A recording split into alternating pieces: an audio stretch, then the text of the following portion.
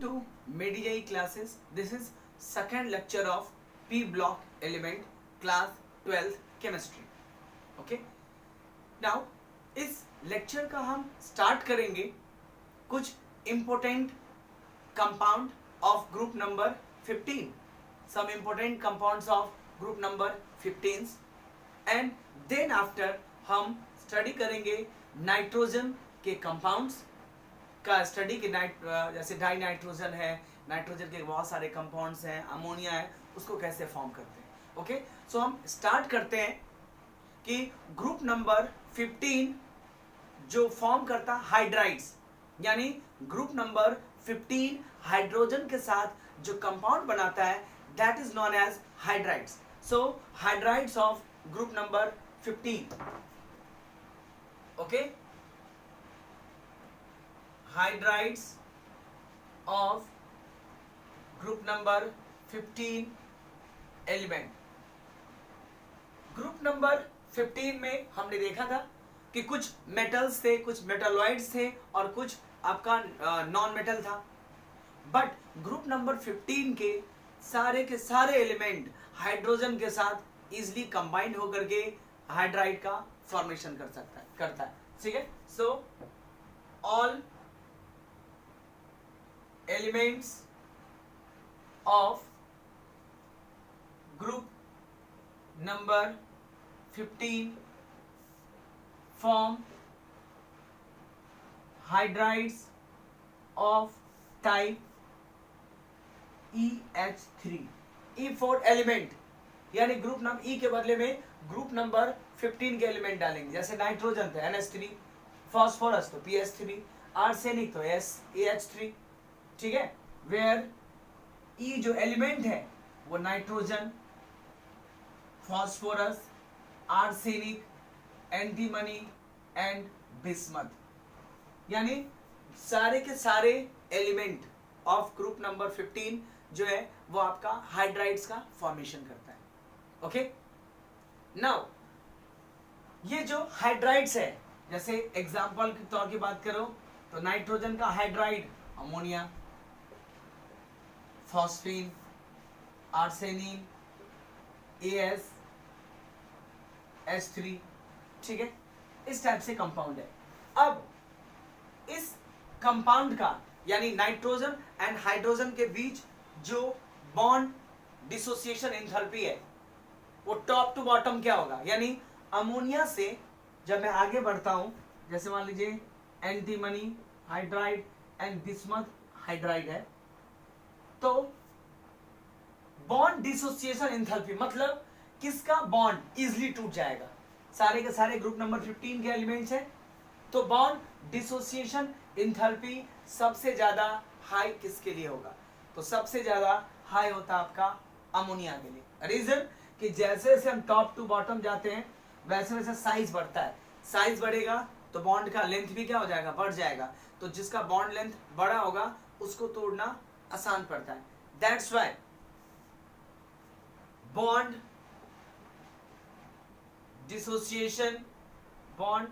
Dissociation enthalpy of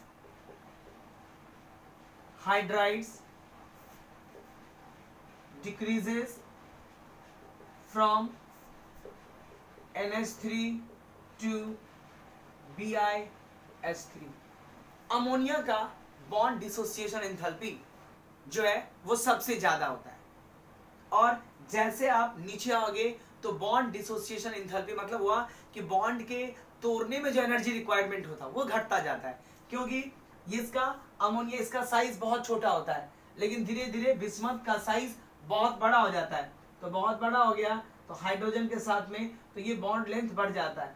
bond length बढ़ जाता है तो उसको तोड़ना आसान पड़ता है. हम डेली लाइफ में भी देखते हैं कि कोई चीज अगर लेंथ बढ़ा है तो उसको इजीली हम उसको ब्रेक कर सकते हैं. So top to bottom hydride का बॉन्ड एंथैल्पी घटता है, मतलब तो बॉन्ड को तोड़ना आसान पड़ जाता है. इसका मतलब हुआ थर्मल स्टेबिलिटी, यानी अगर मैं इस सारे कंपाउंड को हीट देना स्टार्ट करूं तो थर्मली स्टेबल कौन सा होगा. थर्मली स्टेबल का मतलब होता है हीट देने के बावजूद भी उसका बॉन्ड एज इट इज रहे.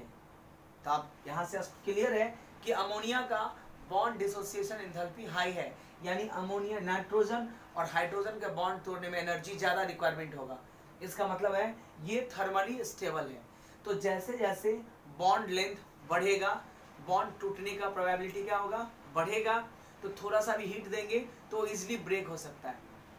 दैट्स वाई जब हम अमोनिया से बिस्मथ की ओर मूव करते हैं, हाइड्राइड की ओर, तो जो आपका थर्मल स्टेबिलिटी है वो घटता है।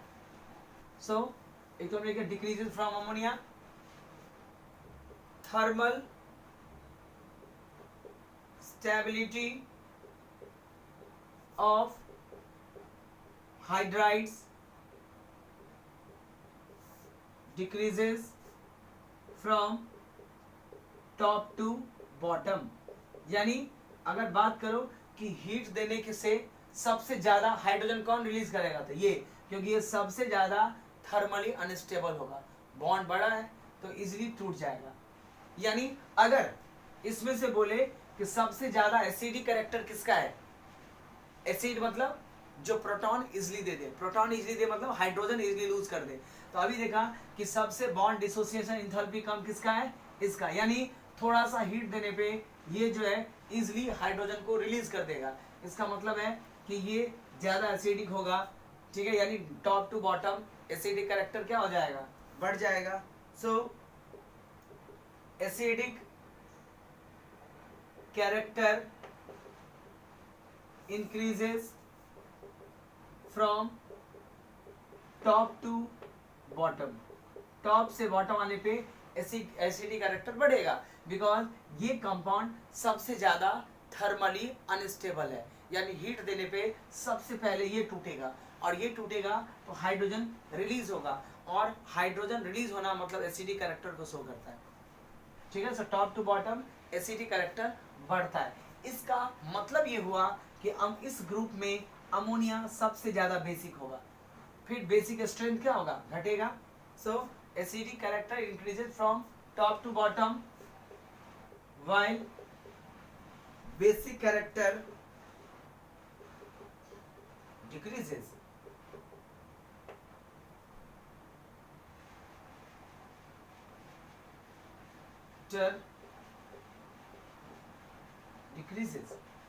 और हाइड्रोजन टूटने का चांसेस बढ़ता है। हाइड्रोजन टूट जाना मतलब ऑक्सीडेशन, यानी सबसे ज्यादा ऑक्सीडेशन किसका होगा, नीचे वाला का। क्यों, हाइड्रोजन टूट जाएगा इजिली।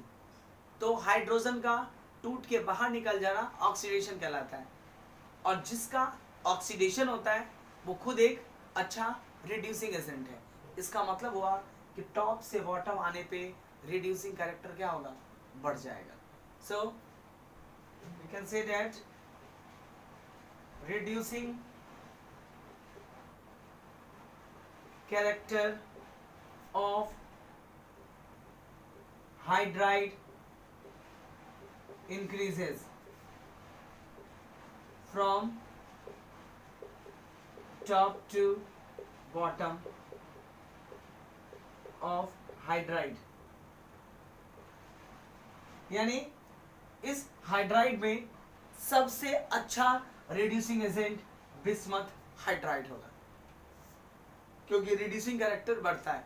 जितना हाइड्रोजन इजिली रिमूव होगा, रिड्यूसिंग कैरेक्टर क्या हो जाएगा, आपका बढ़ जाएगा। So hence BiH3 are very good reducing agent. यानी कभी आपको रिड्यूसिंग एजेंट का यूज करना हो और भूल जाओ किसी रिएक्शन में, तो आप यूज कर सकते हो BiH3। वैसे हर एक रिएक्शन के लिए एक स्पेसिफिक टाइप के कैटलिस्ट ही काम करता है, लेकिन फिर भी अगर आपको रिड्यूसिंग एजेंट का रिक्वायरमेंट है तो मेटल के हाइड्राइड्स जो होते हैं वो जनरली वो रिड्यूसिंग एजेंट शो करता है।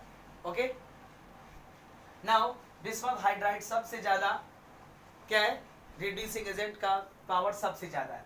उसके अलावा बेसिक नेचर की बात करो तो बेसिक स्ट्रेंथ में NH3 का बेसिक स्ट्रेंथ सबसे ज्यादा, उसके बाद में फॉस्फीन का, उसके बाद आर्सेनिन का, AsH3 का, एंटीमनी, Sb हाइड्राइड, और सबसे लास्ट में आता है बिस्मथ हाइड्राइड। क्योंकि ये सबसे ज़्यादा एसिडिक है तो अब इसी वजह से सबसे ज़्यादा ये बेसिक नेचर का होगा। ठीक है, नाउ अब बात करते हैं मेल्टिंग एंड बॉइलिंग पॉइंट का।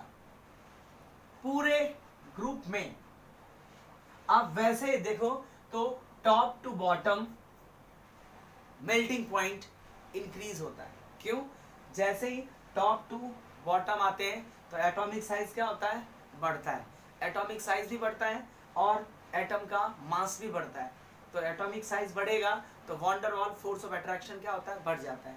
That's why top to bottom melting point increases, exceptional case को छोड़ करके।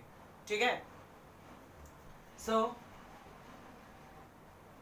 Melting and boiling point increases from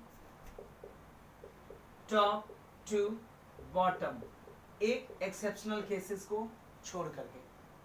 Why? Because of increase in van der Waal forces, यानी टॉप टू बॉटम आते हैं तो इसके और इसके बीच में van der Waal force of attraction बढ़ता है, और फोर्स ऑफ अट्रैक्शन बढ़ेगा तो उसको तोड़ना टफ होगा, यानी मेल्टिंग पॉइंट बढ़ जाता है। एक एक्सेप्शनल केस है अमोनिया। अमोनिया का मेल्टिंग एंड बॉइलिंग पॉइंट अपने ग्रुप में सबसे ज्यादा होता है। Okay, why? NH3 has highest melting and boiling point due to intermolecular hydrogen bonding. आपने पढ़ा है कि हाइड्रोजन बॉन्ड कौन कौन सा एलिमेंट फॉर्म करता है? FON with hydrogen, fluorine, nitrogen, oxygen and nitrogen. ये तीन ही ऐसा एलिमेंट है जो हाइड्रोजन के साथ हाइड्रोजन बॉन्ड का फॉर्मेशन करता है, जिसमें से नाइट्रोजन आता है। So melting point and boiling point of nitrogen is highest, that is melting and boiling point of NH3 is highest. जितने भी ग्रुप है इसमें अमोनिया का ज्यादा है। Why? Due to intermolecular hydrogen bonding. Intermolecular hydrogen bonding हमने पढ़ा है, दो टाइप के हाइड्रोजन बॉन्डिंग होता है, इंटर एंड इंट्रा। जो खुद में बनाए, अगर मान लीजिए कि एक अमोनिया NH3, तो ये दूसरे अमोनिया के साथ में हाइड्रोजन बॉन्ड का फॉर्मेशन कर लेता है, फिर ये नेक्स्ट वाले के साथ में हाइड्रोजन बॉन्डिंग का फॉर्मेशन कर लेता है। डायग्राम से आप देखे होंगे। ठीक है, तो एक मॉलिक्यूल्स दूसरे मॉलिक्यूल्स के साथ बनाता है, इसको बोलते हैं इंटर। और एक ही मॉलिक्यूल्स में खुद अपने आप में बना लेना, उसको बोलते हैं इंट्रा। तो नाइट्रोजन बॉन्ड जो आपका अमोनिया है वो किसी भी वाटर स्टेट, वो लिक्विड के स्टेट में, यानी वाटर में भी आप डिसॉल्व करोगे तो इजीली डिसॉल्व हो जाता है। यानी इन तीनों में सबसे इजीली डिसॉल्व कौन सा होगा? वाटर में अमोनिया। क्यों? अमोनिया वाटर के साथ हाइड्रोजन बॉन्ड का फॉर्मेशन कर लेता है, और हाइड्रोजन बॉन्ड का फॉर्मेशन कर लेगा तो इजीली डिसोसिएट हो जाएगा। और हाइड्रोजन बॉन्ड बहुत स्ट्रांग बॉन्ड होता है, तो उसको मेल्ट करना या बॉइलिंग करते वक्त में उसको तोड़ना काफी टफ होता है। दैट्स वाई अपने ग्रुप में अमोनिया ही सिर्फ एक ऐसा एक्सेप्शनल केस है जिसका melting point and boiling point दोनों ही काफी हाई होता है, बिकॉज ये हाइड्रोजन बॉन्ड का फॉर्मेशन करता है। बाकी के जो इसके एलिमेंट है ये हाइड्रोजन बॉन्ड का फॉर्मेशन नहीं करता है।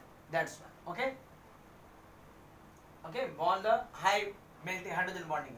नाउ जितने भी आपके हाइड्राइड्स हैं उस सारा का सारा स्ट्रक्चर पिरामिडल ज्योमेट्री होता है। ठीक है, हम पढ़ेंगे ट्राइगोनल पिरामिडल होता है। Okay, so all hydrides are pyramidal geometry. All hydrides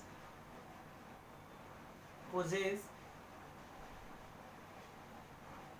pyramidal geometry. ये ग्रुप नंबर 15 के ग्रुप नंबर 15 के हाइड्राइड का जनरल कैरेक्टरिस्टिक्स है। ये सब अपने आप में, ये थ्योरी तो है, ग्रुप पी ब्लॉक का थ्योरी तो है, लेकिन इस सब का यूज बहुत अलग डिफरेंट जगहों पे होता है। कौन सा एसिडिक है, ये कौन सा रिड्यूसिंग कैरेक्टरिस्टिक्स वो करता है, ऐसे बहुत सारे एमसीक्यूज भी आते हैं। तो ये अपने आप में एक तो पी ब्लॉक का थ्योरी है, लेकिन ये इंपॉर्टेंट पॉइंट है जो बहुत सारे कॉम्पिटिटिव एग्जाम के एमसीक्यू में आते हैं। और ये सब तो बहुत बेस है, ठीक है, कौन ज़्यादा एसिडिक है, कौन ज़्यादा बेसिक है, कौन किसको रिप्लेस करेगा, ये सारे जो आते हैं ना रिएक्शन को गेस करने का तरीका, वो ऐसे ऐसे छोटे छोटे पॉइंट्स को बहुत अच्छे से रीड करने से, बहुत अच्छे को समझने से आता है। तो ये ग्रुप 15 का जो हाइड्राइड्स है उसका जनरल कैरेक्टरिस्टिक्स है। अब यहाँ पे क्वेश्चन भी आता है, why ammonia has higher melting and boiling point than phosphine. तो उसका आंसर क्या होगा, since ammonia form hydrogen bond in liquid state. जब आप अमोनिया को डाइल्यूट करते हैं तो अमोनिया जो है वो इंटरमॉलिक्यूलर हाइड्रोजन बॉन्ड के साथ फॉर्मेशन, यानी खुद के मॉलिक्यूल्स के साथ भी लॉन्ग चेन फॉर्मेशन कर देता है, जिसके कारण से इसमें क्या होता है, लार्ज नंबर ऑफ अमोनिया आपस में कनेक्टेड होते हैं, तो बल्कि हो जाता है, जिसके कारण से इसका मेल्टिंग एंड बॉइलिंग पॉइंट जो होता है वो बढ़ जाता है। तो why ammonia has high melting and boiling point than phosphine और अदर सब्सटेंस का सिंपल सा एग्जांपल होगा इंटरमॉलिक्यूलर हाइड्रोजन बॉन्डिंग। ओके, ये आपका आ गया इंटरमॉलिक्यूलर हाइड्रोजन बॉन्डिंग। चलिए अब एक और क्वेश्चन है जो लॉजिकल टाइप के क्वेश्चंस हैं, और बोर्ड एग्जाम में भी लॉजिकल टाइप क्वेश्चंस सबसे ज्यादा पूछा जाता है। देखिए क्वेश्चन क्या है, क्वेश्चन है कि अमोनिया +5 ऑक्सीडेशन स्टेट शो कर सकता है, क्योंकि उसके आउटर मोस्ट में 5 इलेक्ट्रॉन है, तो आपको किसी में बहुत ज्यादा एनर्जी दोगे तो सारे के पांचों इलेक्ट्रॉन्स जो है वो बाहर निकल जाएगा। ठीक है, सो एक जनरल क्वेश्चन है, the nitrogen exhibit +5 oxidation state, it does not form pentahalide. Nitrogen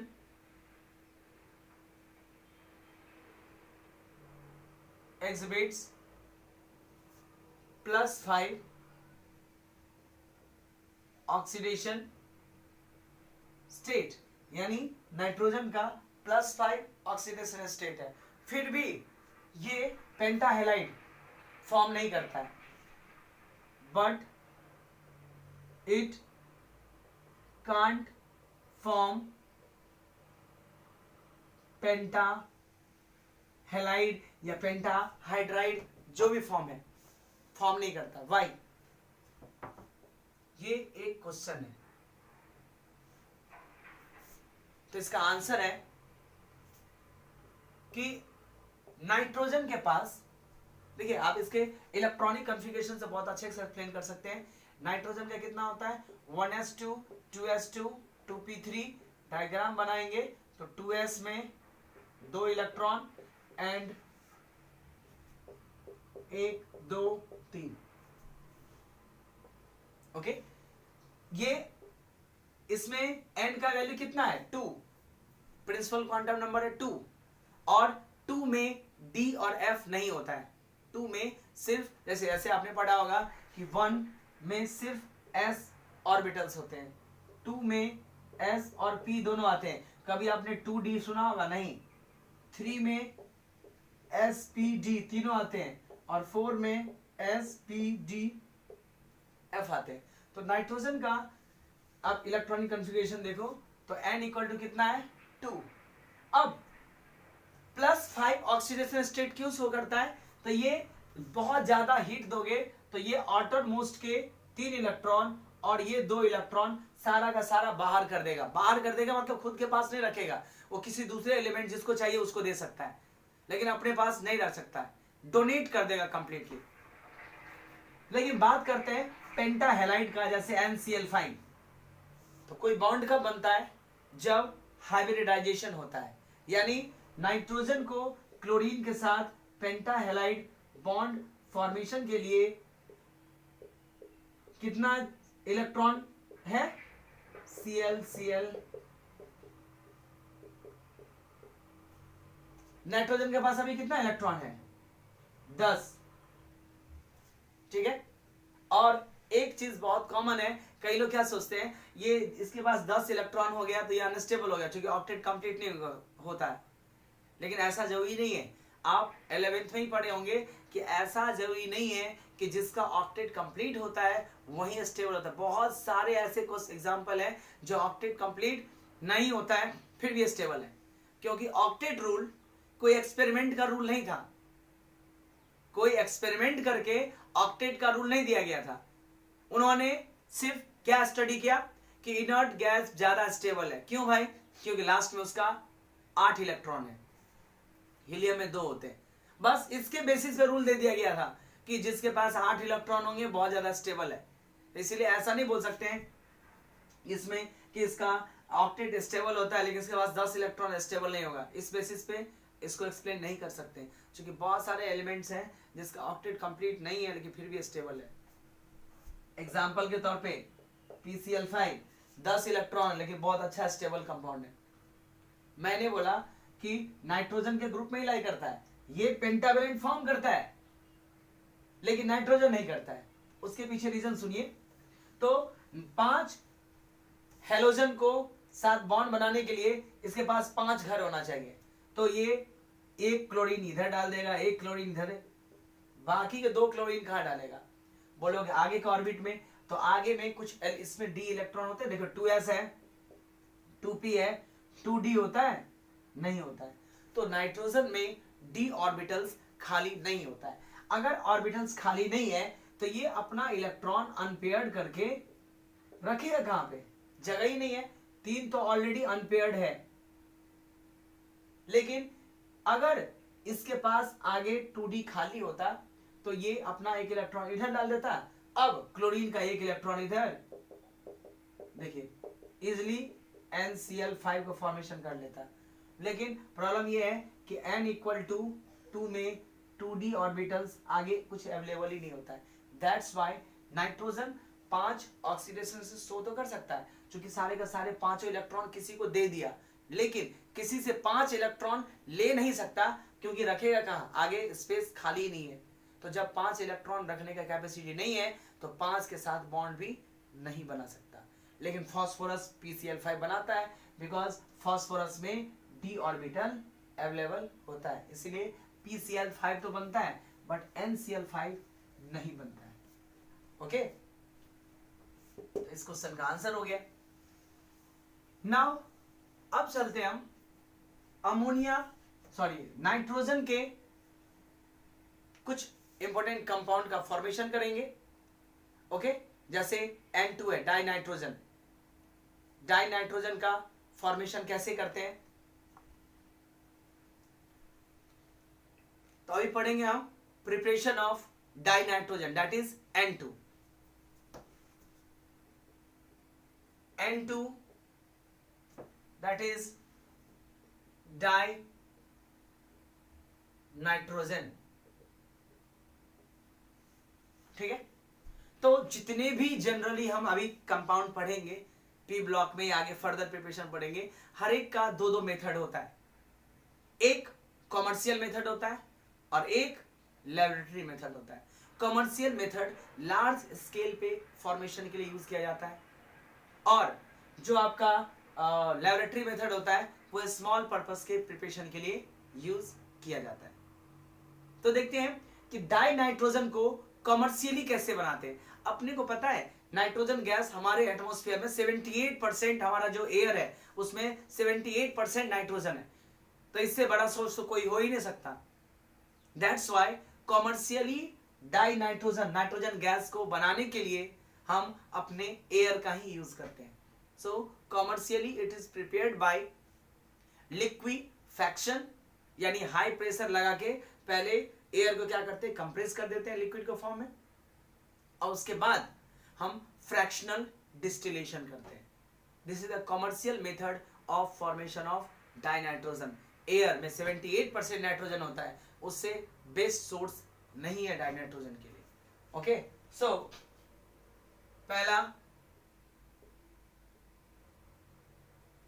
commercial method of preparation. Commercially, it is prepared by commercially N2 is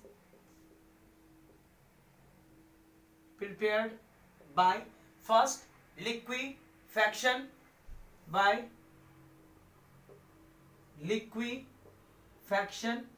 and fractional distillation of air.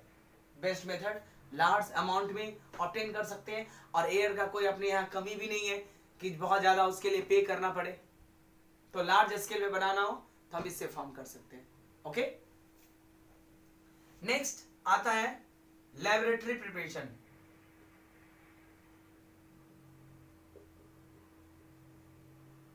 Laboratory में इसको कैसे prepare करते हैं? तो laboratory में small scale में बनाया जाता है, तो बहुत सारे मेथड्स हैं इसको बनाने का, ठीक है। तो in laboratory dinitrogen is prepared by when aqueous solution of ammonium salt का एक्वस सॉल्यूशन ट्रीट करते हैं सोडियम नाइट्राइट के साथ। सो लैबोरेटरी में बनता है कैसे? जैसे अमोनियम सॉल्ट, ठीक है, यानी अमोनियम, जैसे मान लीजिए क्लोराइड है, अमोनियम क्लोराइड को जब sodium nitrate NaNO2, this is called sodium nitrite, NaNO3 हो तो sodium nitrate. Okay, so when ammonium chloride is treated with sodium nitrate, ये एक्वस है, ये सारे के सारे जो है वो एक्वस स्टेट में है, ये भी आपका एक्वस स्टेट में है, तो बनता है nitrogen plus water plus ammonium का सॉल्ट दैट इज NaCl, और ये भी आपका एक्वस स्टेट में होता है। बैलेंस करने के लिए 2 डाल दीजिए, हाइड्रोजन 4 है तो 4 हाइड्रोजन हो गया। सो इन लैबोरेटरी पहला ये क्या हो गया? बाय, ये पहला जो था by treatment of aqueous ammonium salt, और भी मेथड्स है बनाने के, by aqueous ammonium salt with sodium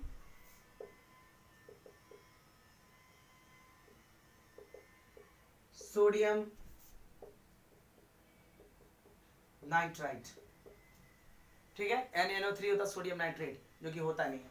एक मेथड हो गया। दूसरा, it is also obtained by decomposition, it is also obtained by light, come on, it is also obtained by decomposition of ammonium dichromate compound। Ammonium dichromate है, उसको heat कर दीजिए तो टूट करके डाइनाइट्रोजन गैस देता है। तो दूसरा, बाय थर्मल डिकम्पोजिशन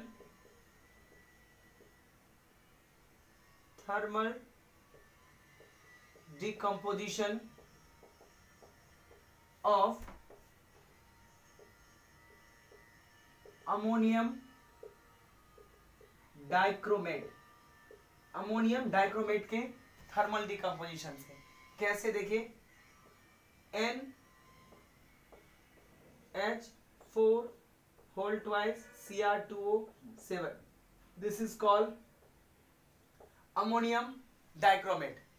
जब इसको हीट करेंगे तो एक बनेगा N2 गैस, 4 वाटर का बॉन्ड एंड Cr2O3।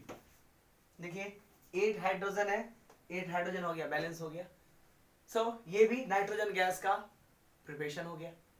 ओके, फिर अगर ज्यादा प्योर अमाउंट में, अब बोलोगे कि ये सब में बनता है लेकिन कुछ ना कुछ इम्प्योरिटी जो होता है वो रह जाता है, तो ज्यादा अगर आपको प्योर फॉर्म में नाइट्रोजन बनाना है तो उसके लिए आपको thermal decomposition of barium azide, barium azide मतलब बेरियम और नाइट्रोजन के कंपाउंड को बेरियम अजाइड बोलते हैं। देखिए, सो थर्ड इज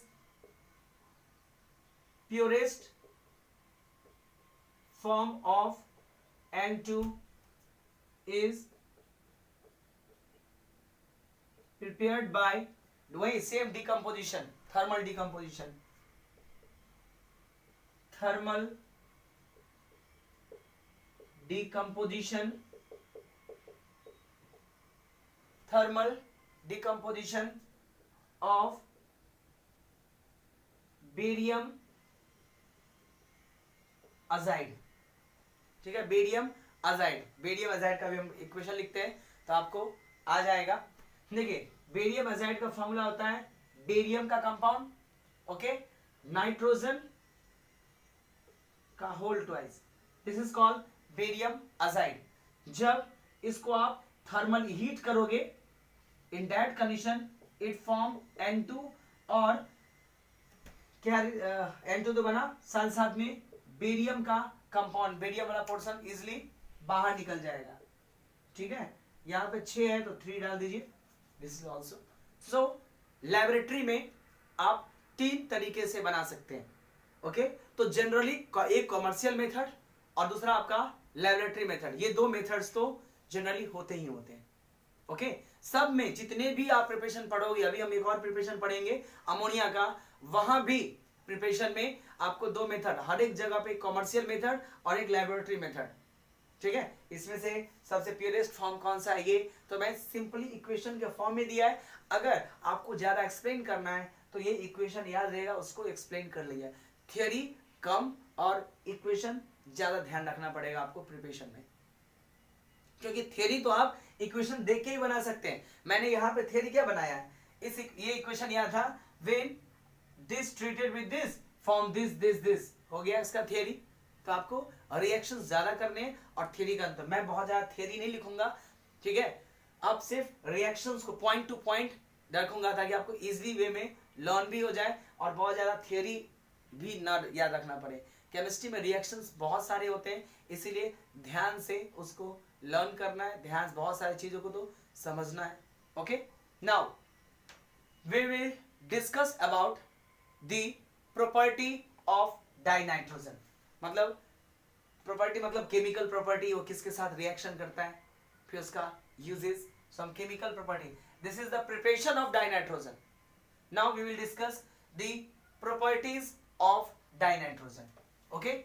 उसमें कुछ फिजिकल प्रॉपर्टीज भी आ जाएंगे और केमिकल प्रॉपर्टीज भी आ जाएंगे, दोनों के दोनों प्रॉपर्टीज जो है वो आपका इंक्लूड हो जाएगा, ओके।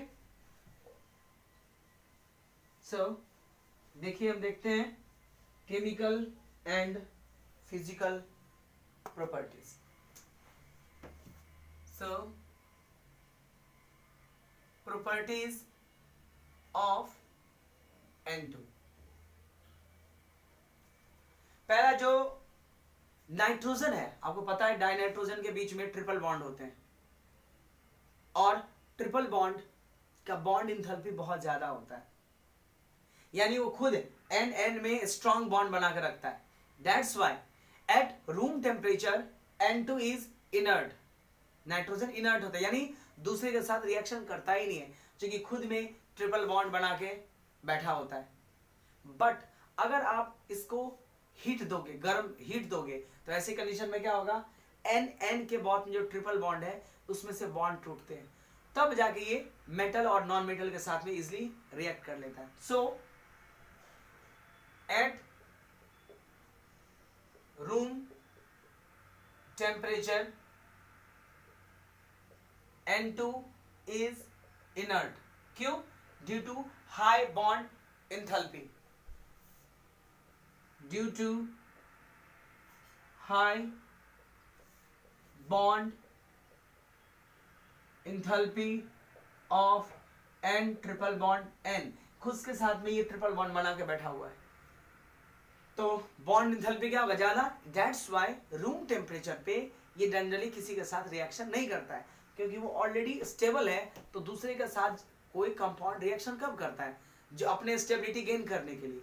तो ये ऑलरेडी स्टेबल है, तो जनरली ये रिएक्शन में पार्टिसिपेट क्यों करेगा। बट अगर हम टेम्परेचर बढ़ाएंगे तो थर्मली स्टेबल होगा। हो सकता है कि इसका ट्रिपल बॉन्ड में से एक बॉन्ड टूट जाए, एक बॉन्ड टूट जाएगा तो अनस्टेबल होगा। तो इन दैट कंडीशन में ये दूसरे के साथ इजिली रिएक्ट कर लेता है। So at higher temperature bond इसको टूट जाता है। So at higher temperature it directly combines with metals, metal के साथ कंबाइन करके metal nitride metals form ionic hydrides.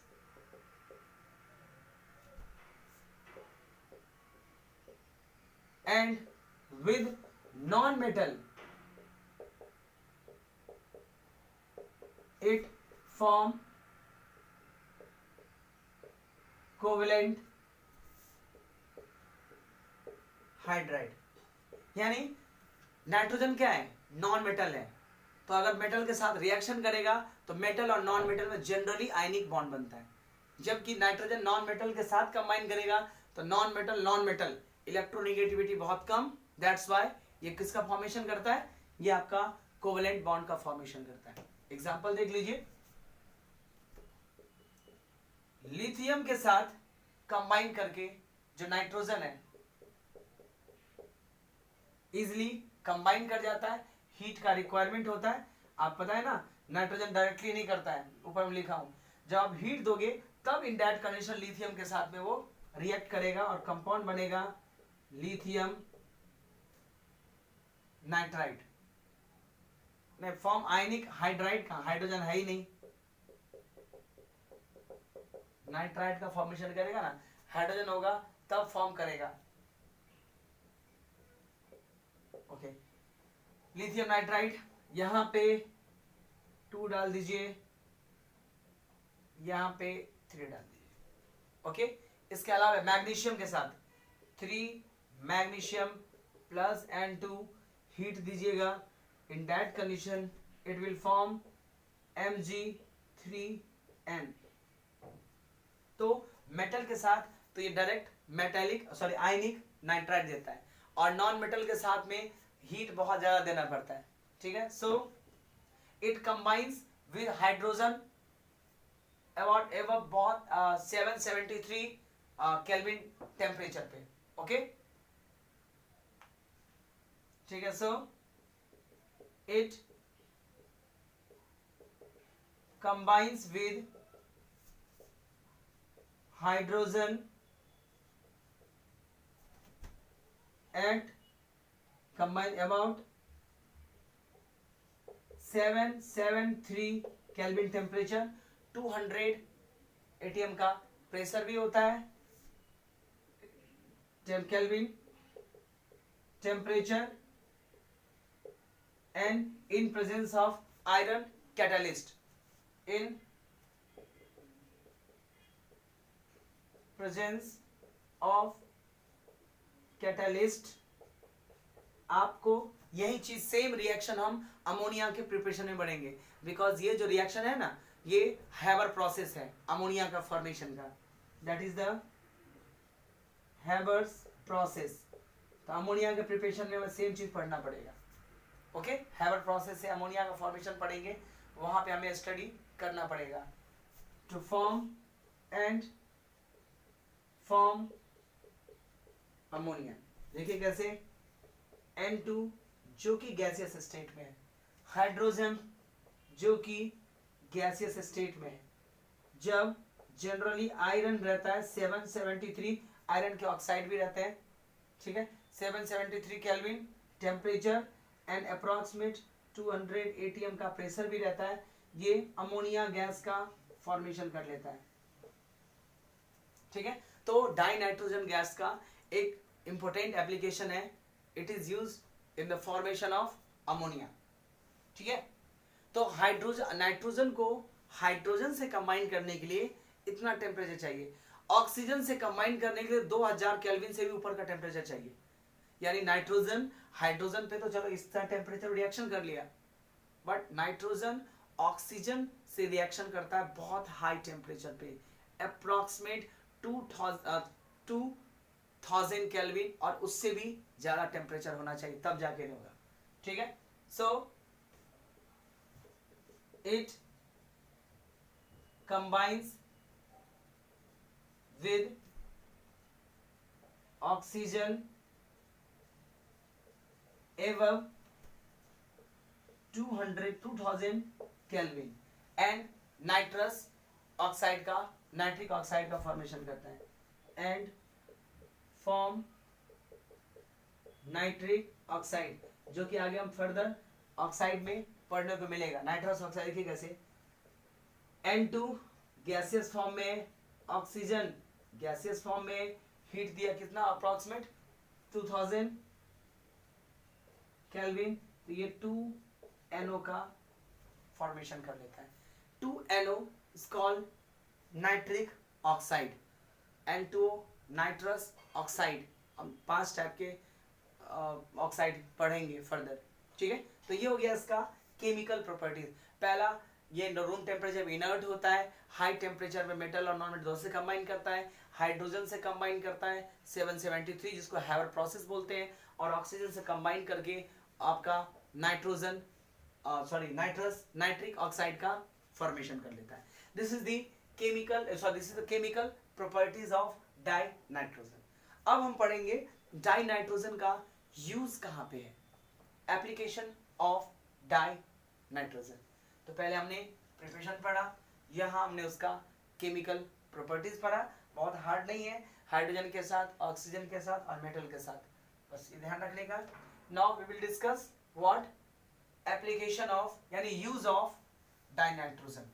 तो सबसे बड़ा यूज तो अमोनिया के फॉर्मेशन में होता है। ठीक है। सो application that is uses of N2 large scale application जो होता है वो होता है the main use of dinitrogen is in the manufacturing of ammonia and ammonia और नाइट्रोजन वाले जो कंपाउंड्स होते हैं उसके फॉर्मेशन में। ओके। दूसरा कि ड्यूरिंग मेटलर्जी, जब मेटलर्जी प्रोसेस परफॉर्म करते हैं यानी एक्सट्रैक्शन परफॉर्म करते हैं, तो उस टाइम पे जैसे किसी पर्टिकुलर मेटल को हम बाहर निकाल रहे होते हैं, तो हो सकता है कि एयर उसके साथ कंबाइन कर जाए। जब हम कोई पर्टिकुलर एक्सट्रैक्शन प्रोसेस परफॉर्म कर रहे होते हैं उस टाइम पे ये पॉसिबिलिटी होता है कि आसपास में जैसे एयर में बहुत सारे गैसेस होते हैं, वो उस मेटल के साथ कंबाइन करके और प्योर मेटल ना बन के मेटल का ऑक्साइड या कुछ और बन जाए। तो उसके लिए क्या किया जाता है, एक इनर्ट इन्वायरमेंट बनाया जाता है। इनर्ट इन्वायरमेंट का मतलब हुआ कि ऐसा इन्वायरमेंट जो फर्दर किसी ना खुद रिएक्शन करे और ना फर्दर किसी और को अलाउ करे रिएक्ट होने के लिए। तो एक इनर्ट एटमॉस्फेयर डिजाइन किया जाता है। उस इनर्ट एटमॉस्फेयर में उस मेटलर्जी को परफॉर्म किया जाता है। सबके लिए नहीं होते हैं, जो हाई रिएक्टिव मेटल्स होते हैं खासकर उसके लिए एक इनर्ट एनवायरनमेंट बनाया जाता है। तो अभी हमने पढ़ा कि जो डाइनाइट्रोजन है वो रूम टेम्परेचर पे क्या होता है, इनर्ट होता है, यानी दूसरे के साथ रिएक्शन करता ही नहीं है, ना खुद रिएक्शन करेगा ना किसी को अलाउ करता है। So it is used for inert environment in metallurgy. Okay. So used to create inert atmosphere in metallurgy।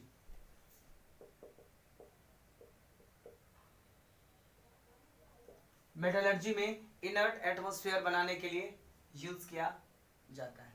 Okay. And third one, coolant के फॉर्म में। Liquid dinitrogen is use as a refrigerant. जो liquid nitrogen होता है, आपको पता होगा कि लिक्विड नाइट्रोजन -200 डिग्री सेल्सियस पे भी लिक्विड स्टेट में रहता है। इसका बहुत सारी जगह पे यूज होता है, जैसे फिजिक्स में आता है, इसमें क्रायोजेनिक्स लाइफ एक्सटेंशन फाउंडेशन, यानी जिसके हेल्प से आप अपने एज को 50 ईयर 60 ईयर बढ़ा सकते हैं।